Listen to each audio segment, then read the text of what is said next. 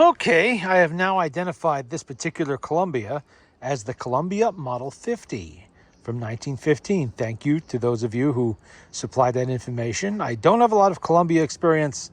I've messed with a few before, including the AH and a couple of portables, and at least one or two tabletops over the years, but I don't have a lot of parts for them, and they tend to be pot metal plagued machines on the tone arm, so I avoid them. But this one was really clean.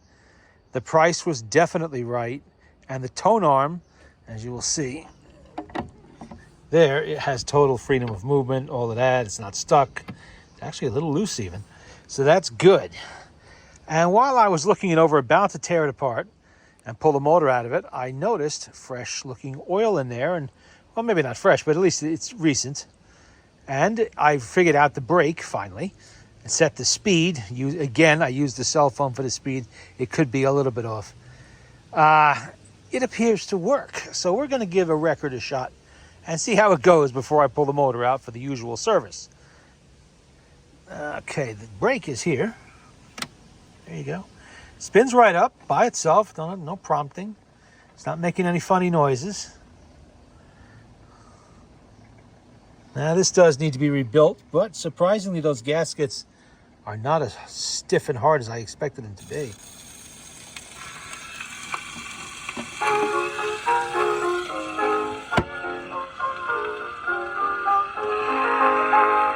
Down in front of Katie's old brown wooden stool, on a summer's evening, we formed a merry group.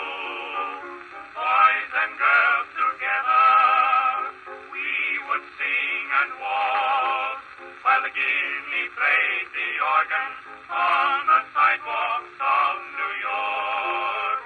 East side, west side, all around the town, the tots sang Ring a Rosie, London Bridge is falling down. Boys and girls together, me and Mamie roar, trips the light fantastic on the sidewalks of New York.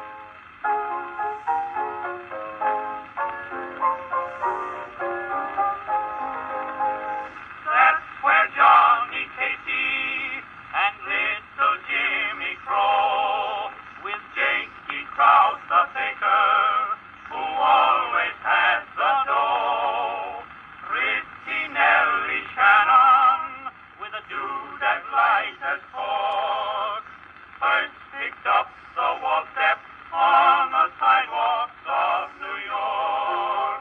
East side, west side, all around the town, the tots sang Ring a Rosie, London Bridge is falling down. Boys and girls together, me and Mamie roar, trips the light fantastic on the sidewalks of New York. East side, west side, all around the town, the tots sang Ring a Rosie, London Bridge is falling down, and there were boys and girls together, me and Mamie roar, trips the light fantastic on the sidewalks of New York.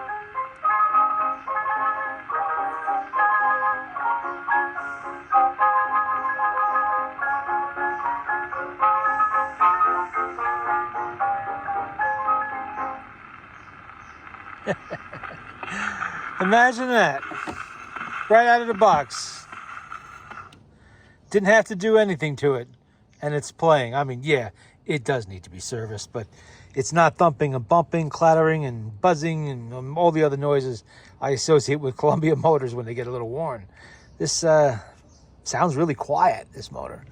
I know there's going to be some brass gears in there. There usually is with Columbia, especially this era, and all kinds of things happen to those, but this is not bad. And let's see. Number, can you read that? I can't read that. 5, is it B575 0.26. Maybe. It might be a 0 or it might be a 6 on the end there. The American Graphophone Company of Bridgeport, Connecticut, USA. That's actually not too far from here. Not too far from here at all.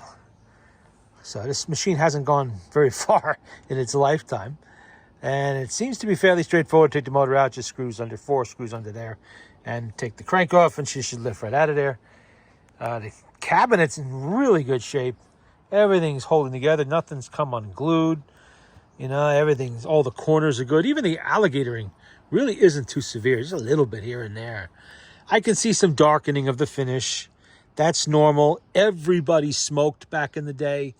And, you know, that nicotine and dust get on these things and darken. You can see how it's darkened the wood here. Just, you know, how it's light here, and it's dark there. That's normal. I've seen far, far worse than that. The last Victrola I did was a lot worse than that. And even that one wasn't too bad.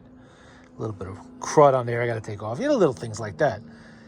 As for the reproducer, that is probably going to have to be rebuilt. I'll examine it further. There is a chance that this machine belonged to a collector who was taking care of it. That would explain the nice condition of the tone arm, the fact it still works at all. The motor sounds real nice, and what appear to be pliable gaskets in that reproducer. Now, this reproducer uses some kind of a spanner wrench, which I do not have, and I'm gonna have to look and see if anybody's reproducing one for it. You know, I would really not want to go hammering on something like that, being that it's pot metal. Imagine I could do something with a couple of needles in there maybe to turn it. Don't know. I'll have to do a little research on that. But for the moment, it's actually working, which is impressive. I don't usually find one that works this well right out of the, basically, this is straight out of the flea market. And it doesn't look like the flea market sellers really even gave it a dust off.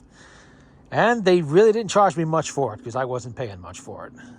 So you want to bring it home with you? Go ahead. This is what I'm paying. Take it or leave it. They took it. Well, there you go. I just wanted to give you a preliminary look, and really to hear it. That's amazing to me that it plays that well without me doing a single thing. I haven't put so much as a drop of oil on this. And it's playing that well. It maintained its speed. It didn't bog down. I have no idea the size of the motor that's in there. I'm going to assume at least 2 springs, but who knows? I just looked at an HMV, not really that much smaller than this. That was 1 single small spring, so you never know what you're going to find. With Victor, I know. Anything else is kind of guesswork. So, all right, there you go.